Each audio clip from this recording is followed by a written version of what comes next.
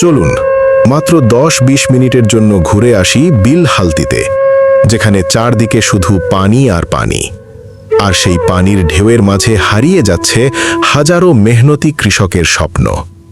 বিল হালতির বুক জুড়ে আজ ভেসে উঠছে কৃষকের আহাজারি। যে জমিতে কয়েকদিন আগেও সবুজ ধান বাতাসে দোল খাচ্ছিল, আজ সেই জমি ডুবে আছে হঠাৎ ধেয়ে আসা ভয়াবহ বন্যার পানিতে। কৃষকের বছরের একমাত্র সম্বল ধান, পাট, ভুট্টা, মরিচ, বাদাম সব কিছু আজ পানির নিচে তলিয়ে যাচ্ছে। কেউ ধার করে চাষ করেছে, কেউ গরু বিক্রি করে বীজ কিনেছে, আবার কেউ শেষ সম্বলটুকু দিয়ে জমিতে ফসল ফলিয়েছিল। কিন্তু আজ প্রকৃতির নির্মম আঘাতে সব স্বপ্ন যেন মুহূর্তেই শেষ হয়ে যাচ্ছে। চারদিকে শুধু কান্না আর হতাশা। একজন কৃষকের চোখের পানি হয়তো ক্যামেরায় পুরোটা ধরা পড়বে না, কিন্তু সেই কষ্টের গভীরতা অনুভব করা যায় প্রতিটি নিঃশ্বাসে। আসুন আমরা সবাই কৃষকের পাশে দাঁড়াই, কারণ কৃষক বাঁচলে বাঁচবে দেশ। প্রকৃতির এই দুর্যোগে অসহায় কৃষকদের জন্য দোয়া ও সহযোগিতা করুন। একজন মেহনতি কৃষকের কাছ থেকে এগুলো জানতে চাবো, এটা জিজ্ঞাসা ভাই এই কি পরিমাণ কষ্ট করতেছে, যদি আমরা একটু সচেতন হইতাম। কোনো বলার আছে ভাই আপনার এই কষ্টটা? বলা কি আছে, হালতির বিলে কৃষকেরা আবাদ করে ভাত তো দূরে যাও, কেন পাবে না ভাতের এই অবস্থা। হালতির বিলে আবার ছেড়ে দিয়ে এখন শহরে যাইতে হবে। এত বড় একটা বিল আবার ছেড়ে দিলে মানুষ খাবে কি? সরকার দেখবে, এই দেশে সরকার দেখবে, তাহলে উপায় নাই তো কৃষকের। না এই কাজগুলো না হলে সরকার কোথা থেকে দেখবে? কোনো আবাদে কোনো উন্নতি নাই। কৃষক বাঁচবে কি করে? কৃষকের একটার পর একটা বিপদ, এরপর একটার পর একটা সিরিয়াল বিপদ হচ্ছেই। এইটাতে কি আনা হচ্ছে? এটা দিয়ে এই যে টিন দিয়ে, এই টিন দিয়ে ভুট্টার ভিতর 3 হাত পানি, ভুট্টা তো বাকি নাই। খুব বিপদে ছিলাম, এখন আবার ভুট্টার আবাদে খুব বিপদে আছি। আমরা এভাবে আবাদ করলে কৃষক বই আমরা শেষ হয়ে যাবো। তো আমরা এর আগে ধান লেগে শাস্তি খাচ্ছে কৃষকেরা। ধান সব শেষ, এবার ভোটটাও শেষ, তাহলে আমরা চলবো কি করে জনগণ? আমরা খাবো কি করে? আমরা আপনার নৌকাতে কি এগুলা? না, ধানেরও দাম নাই, ভোটার দাম নাই। আপনার নৌকাতে কি এগুলো? নৌকাতে কি এগুলা? নৌকাতে এরা ভোটটা ভুট্টা তো আপনার নৌকাতে করে নেওয়ার কথা না। আর কি করবো কন? আসলে খুব দুঃখজনক কথা, খুবই মর্মাহত। আসলে এরকম যদি আমাদের সবসময় চলতে থাকে, বাংলাদেশের অর্থনীতি মারাত্মকভাবে ঝুঁকির মধ্যে থাকবে। এরকম মানুষ কতক্ষণ পর্যন্ত মানুষ কষ্ট করবে? খুবই দুঃখজনক, খুবই দুঃখজনক। তার অনেক ক্ষোভ রয়েছে, আমরা ক্যামেরার মাধ্যমে তার ক্ষোভগুলো জানতে পাই। আসসালামু আলাইকুম। বলেন, আপনি যে একটু আগে বলতেছিলেন কৃষি বিষয় নিয়ে। এই যে আমাদের কৃষি বিষয় নিয়ে যে আমাদের ধরেন হালতির বিলে যে পাটগুলা, আমাদের 4 নম্বর পিরবুল ইউনিয়নের যে কৃষি বিভাগে যারা আছে তারা এখনো মাঠে নামে নাই, মাঠে দেখাও নাই যে কৃষকের কি পরিস্থিতি হচ্ছে, কি জ্বালা হচ্ছে। পাট ধান নিয়ে যে ইয়ে হইতেছে, এরা কোনো গুরুত্বই দেয় না। আমাদের এলাকার হলো ডুবা এলাকা, এটা অনুরোধ করতেছি যে কৃষি দপ্তর থেকে যেমন এগুলো তদন্ত করে অতি তাড়াতাড়ি এটা রিপোর্ট করে। আপনি কি সন্তুষ্ট না আমাদের পাটুল যে কৃষি অফিসারগুলো রয়েছে আমাদের প্রতি, যে উনি কিছু? না, এরা তো দেখেনি, মাঠে তো নামেই না। কৃষি অফিসার নামে না? না, এরা মাঠে নামেই না, এরা মাঠে নামেই না। মাঠে নামলে আজকে যে পাট ডুবতেছে কোনো ইয়ে আছে?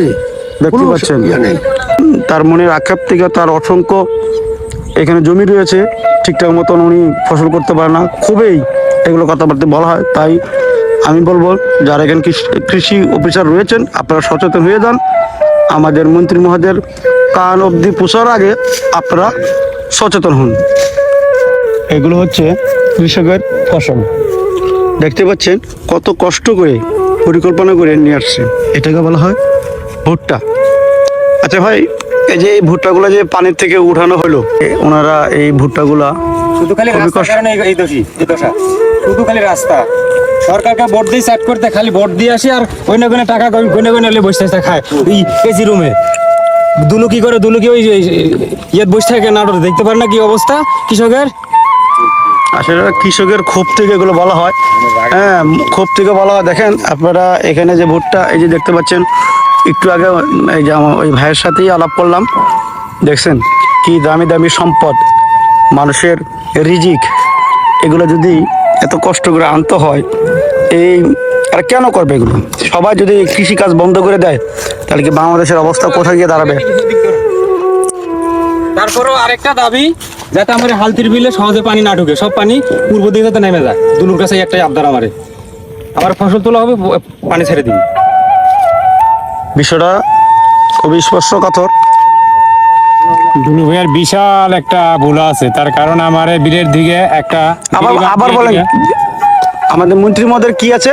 বিশাল একটা ভুল আছে। ভুল বলতে এই যে ধরেন আমার বিলের মধ্যে যে কৃষকের ধান, পাট, পেঁয়াজ, তারপরে যে বাদাম, এগুলা সব ডুবে যাইতেছে।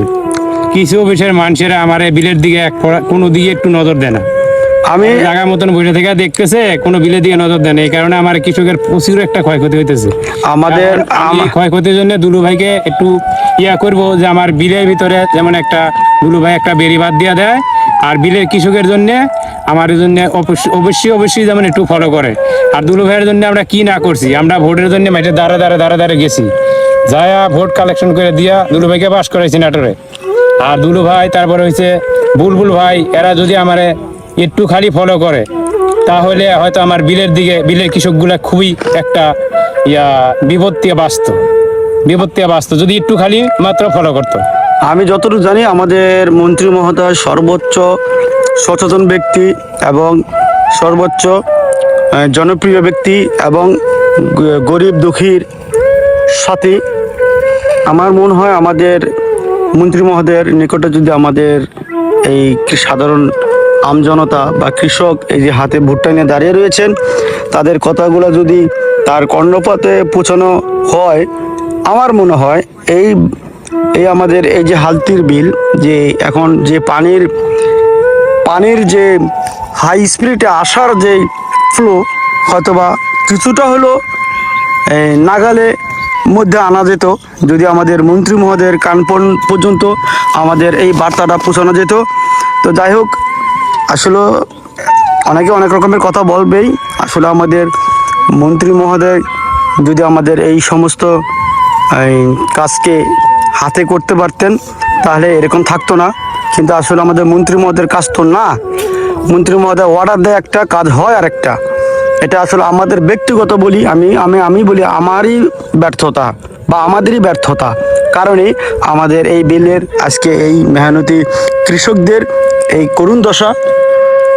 করুণ দশা থেকে মুক্ত করার জন্য আমাদের প্রত্যেককেই উচিত সচেতন থেকে আমাদের মন্ত্রী মহোদয়কে তার হাতকে শক্ত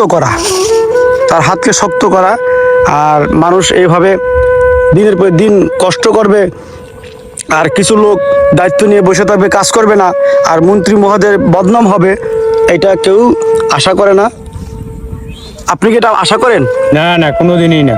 এটা কেউ আশা করে না, প্রত্যাশাও করে না যে মন্ত্রী মহোদয়ের কাজের সাথে যারা জড়িত তারা কাজ করবে না।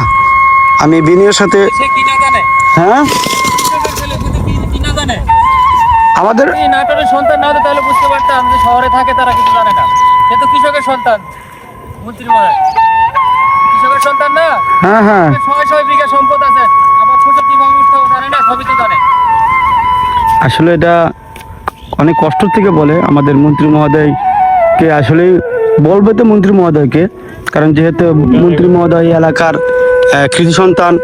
মন্ত্রী মহোদয়ের যেহেতু আল্লাহ তাআলা তাকে সর্বোচ্চ এই এলাকা দেখভালের ক্ষমতা দিয়েছেন, এই জন্য তাকেই বলবেন।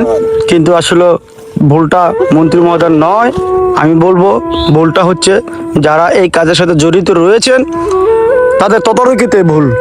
আমি মন্ত্রী মহোদয়কে বিনীত অনুরোধ করব, আপনি এখনো সময় আছে, আপনার এই আন্ডারে যারা জড়িত রয়েছেন তাদেরকে সর্বোচ্চ এই কাজের প্রতি খেয়াল রাখার জন্য অনুরোধ করব। তারা যেন এই কাজ সর্বোচ্চ খেয়াল রাখে। আসসালামু আলাইকুম। পুকুর আমাদের মোটামুটি 3 লক্ষ টাকার পুকুর ভাইসে চলে গেছে মাছ। হ্যাঁ, 3 লক্ষ টাকা মাছ ভাইসে চলে গেছে। ওই মাছটা বিক্রি করলে এখন তো 5 লক্ষ টাকা তো বিক্রি হইল নি। সেই মাছগুলো সব ভাইসে চলে গেল, পাড়ের উপরে পানি। একটা দিকে 9 বিঘা জলকর, 9 বিঘা জলকরের মাছ সম্পূর্ণ ভাইসে চলে গেছে হালতির বিলে। আপনার পরামর্শ কি? হ্যাঁ। আপনার পরামর্শ কি? আমার পরামর্শ যে মাছ তো এখন যে গেলে তার মাছ রাস্তার জন্য মাছ লিয়ে যাওয়া যাচ্ছে না। বিলের ভিতর পুকুর, মাছ লিয়ে যাওয়া যাচ্ছে, চারিদিকে পানি। এ মাছ ভাই মাছ ধরবো না, মাছ গাড়ি আসছে না, মাছ নৌকাত করে লিয়ে যাচ্ছে রে মাছ। মাছ তো নৌকাত করে নিবে। হ্যাঁ, নৌকাত করে লিয়ে মাছ লিয়ে যায়, কয়টা মাছ মারবে না কয়টা ভাসে যাবে, এটা তো ধরার মতন পরিস্থিতি নাই। আমরা এখানে পুকুরের মধ্যে নামে আছি এখনো। হ্যাঁ, বিলহালতির হচ্ছে একটু সংযোগ করলে হ্যাঁ। যাতে পানিটা এত তাড়াতাড়ি না আসে, যাতে না আসে ওরকম একটা ইয়া করে দিলে, বাংলাদেশ সরকার যদি এরকম একটা সুযোগ সুবিধা করে দিত, আমাদের বিলহালতি বিলের জনগণের একটু সুবিধা হইতো। আমি যতটুকু জানি আমাদের মন্ত্রী মহোদয় উনি একজন কৃষকের ছেলে। উনি আমাদের এই এই কৃষিকাম সম্পর্কে আমাদের বলার আগেই তারা যে ভালো জানে যে আসলে আমার কি করণীয়। কিন্তু আমার মনে হয় যে আমাদের মন্ত্রী মহোদয়ের হাতে তো আর কাজ করবে না।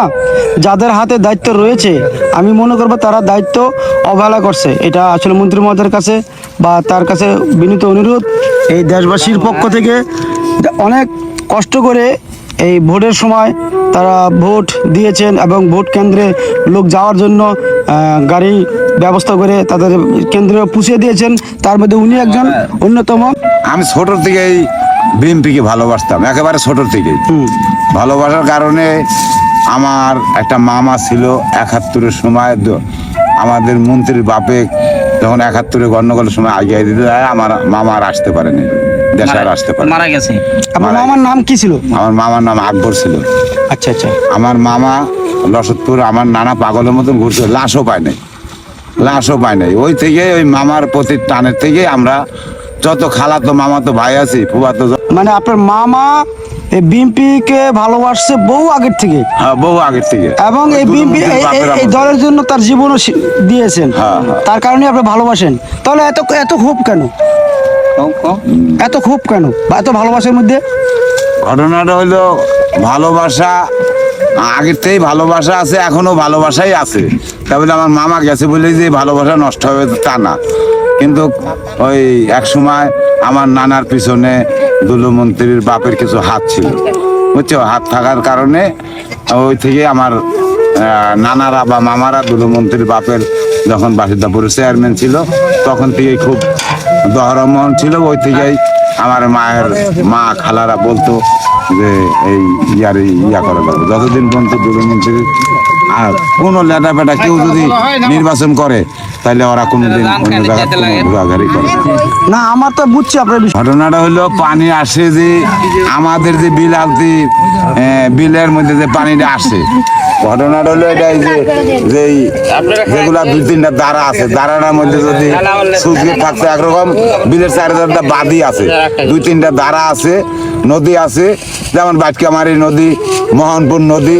ওই নদীর মধ্যে যদি সুন্দর করে ভালো করে একটা সুইচ গেট সিস্টেম যদি হইতো, যেমন শেরকুল আছে সিংড়া থানার মধ্যে, আমার বাটকামারার নিচমাতার মধ্যে সুইচ গেট আছে, ওই সুইচ গেটটা যদি আমার এই তিরমণি বিলহালতি কলেজের কাছে যে তিরমণি, ওই সুইচ গেট আরেকটা সুইচ গেট যদি এখানে থাকতো তাহলে হয়তো আমাদের পানিটার এত চাপ হইতো না। ইচ্ছা করলে ওই একটা গেট আটকেনে থাকতো, এই একটা গেট আটকেনে থাকতো। তার মানে আপনার ক্ষোভ হচ্ছে যে এই কাজের পরিকল্পনা যা করেছে তার থেকে আরো উন্নত মান করার জন্য আর একটু উন্নত করতে হবে। আচ্ছা, এই জন্য আপনাকে অসংখ্য ধন্যবাদ। আসলে ক্ষোভ মানুষের কখন আসে, আমি আপনাদের ক্ষোভ দেখার মানে ক্ষোভ আসার কারণ হলে বাস্তবটা দেখাচ্ছি। এখানে ধানে কিন্তু অতটা দামে পোষাতে পারে না। হ্যাঁ, ধানের যে খড় বলি বা খের বলি বা পোয়াল বলি, আমরা যে ভাষায় বলি, যে ভেসে যাচ্ছে দেখতে পাচ্ছেন। এই টাকা, এই খড় বা খের এগুলো বিক্রি করেই তাদের যেই খরচটা কিছুটা হলেও পোষায়। যে এইভাবে যদি সম্পদ নষ্ট হয়ে যায়, দেখেন এই যে একটা পাট, এই যে একটা পাট, এই পাটগুলো কিন্তু কেউ কাটতে পারবে না, ডুবে যাবে। এখানে শ্রম, অর্থ দুইটাই একসাথে চলে যাচ্ছে শুধু আমাদের পরিকল্পনার অভাবে। যারা দায়িত্বরত রয়েছেন, আমি মন্ত্রী মহোদয়ের মাধ্যমে তাদেরকে জানাতে চাই, অবশ্যই আপনারা আপনাদের দায়িত্বের প্রতি সহানুভূতি হন এবং দায়িত্ব থেকে এই কাজটা করুন, জনগণকে বাঁচান। এই হালতির বিল কৃষক যদি কাজ করা বন্ধ করে দেয়, হ্যাঁ, কারণ কাজ কখন বন্ধ করে, যখন তার সম্পদ যায়, অর্থ যায় এবং তার যান মাল সব এখানে ঢেলে দেওয়ার পরও জিরো না, আরও লসের তলে পড়ে, কেউ আত্মহত্যা করে, অসংখ্য লোক ব্রেন স্ট্রোক করেছে হাই প্রেশারের কারণে। হাই প্রেশারটা কখন আসে এটা ডাক্তাররা ভালো জানেন, অতি চিন্তার কারণে। আমার দৃষ্টিতে আমি দেখলাম এই কয়েকদিনে ব্রেন স্ট্রোক করে বেশ কিছু লোক মেডিকেলে ভর্তি রয়েছেন, কিছু লোক মারা গেছেন। এগুলোর দায়িত্ব কিন্তু সরকারকে নিতে হবে, কেননা এই সম্পদ সব কিছু সরকারের। আমরা শুধু শ্রম দেই, আমাদের নামে একটু কাগজ আছে, ট্যাক্স দিয়ে আমরা এই সম্পদের মালিক হই, কিন্তু ঘুরে ফিরে কিন্তু এটা সরকারের সম্পদ। এটা আমাদের হেফাজত করতে হবে, কৃষককে বাঁচাতে হবে। আমার ইতিপূর্বে আমার বড় ভাই যেই ক্ষোভগুলো জানিয়ে গেছেন, আসলে ক্ষোভ মানুষের একদিনের ক্ষোভ না, এটা দীর্ঘদিনের ক্ষোভ। আর এই ক্ষোভ হওয়ার কারণ পিছনগুলো আমি আপনাকে একটু আগে দেখে আসছি। এগুলোই আমাদেরকে এর থেকে বের হয়ে আসতে হবে, জনগণকে বাঁচাতে হবে। আমি মন্ত্রী মহোদয়ের কাছে বিনীত অনুরোধ করব, অবশ্যই আমরা যারা মন্ত্রী মহোদয়ের নিকটে রয়েছি বা যারা যে কাজের দায়িত্বে রয়েছে, তারা কাজের প্রতি সহানুভূতি হন এবং আমার বড় ভাই যে পরামর্শ দিয়েছেন, এই পরামর্শকে মাথায় রেখে যতটুকু পারেন বাস্তবে রূপ দেওয়ার পরিকল্পনা করুন, ব্যবস্থা নিন। এই বলে আজকে আমার কথা শেষ করছি। আল্লাহ হাফেজ।